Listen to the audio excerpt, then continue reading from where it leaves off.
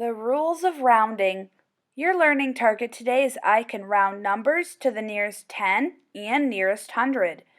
And you'll know you're successful today when you can round down when a certain number is 4 or lower, and round up when a certain number is 5 or higher.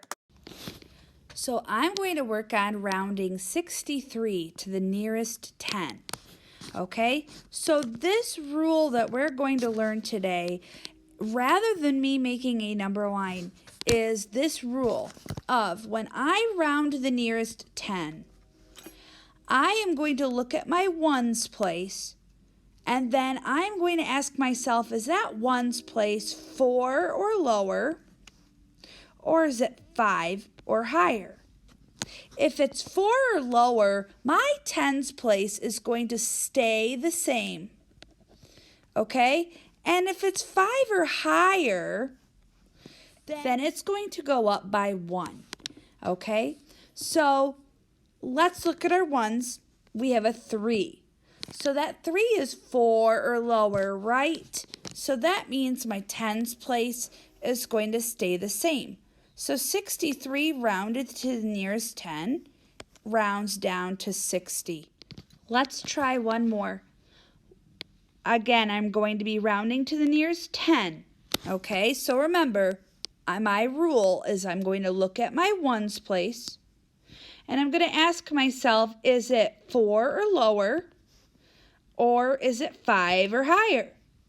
If my ones place is 4 or lower, then that tens place is going to stay the same because it would round down to 140. But what is in my ones place right here? Oh, it's a 7. A 7 is 5 or higher.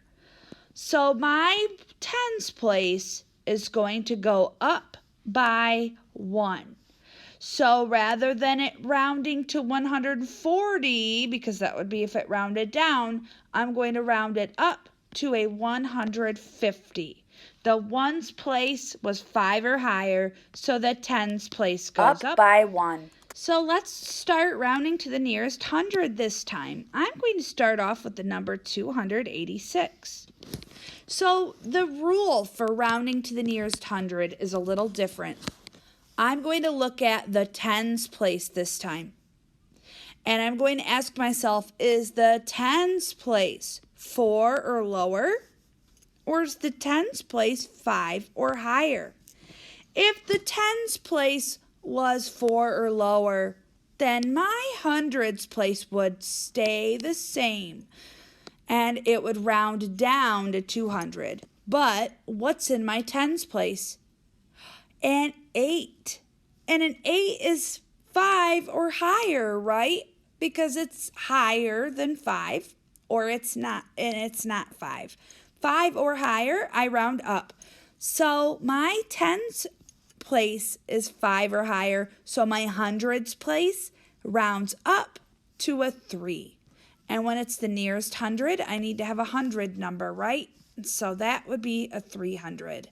So 286 rounds up to 300. Let's try one more for rounding to the nearest 100. So my rule for rounding to the nearest 100 is, where do I look? I look at my tens place. And I'm going to ask myself what question? Is my tens place 4 or lower? Or is my tens place 5 or higher? So what is in my tens place? A 4, right? So that is 4 or lower. So what's going to happen to my hundreds place when I round down? My hundreds place stays the same. Excellent. So 749 rounds down to 700. Since that tens place was 4 or lower, our hundreds place stays the same. If it would have been 5 or higher, what would have we rounded up to? We would have rounded up to 800. But the tens place was 4 or lower, so it needs to be 700. It stays the same. Nice job. Remember, your learning target today is I can round numbers to the nearest 10 and nearest 100. And you'll know you're successful today when you can round down when a certain number is 4 or lower, and round up when a certain number is 5 or higher.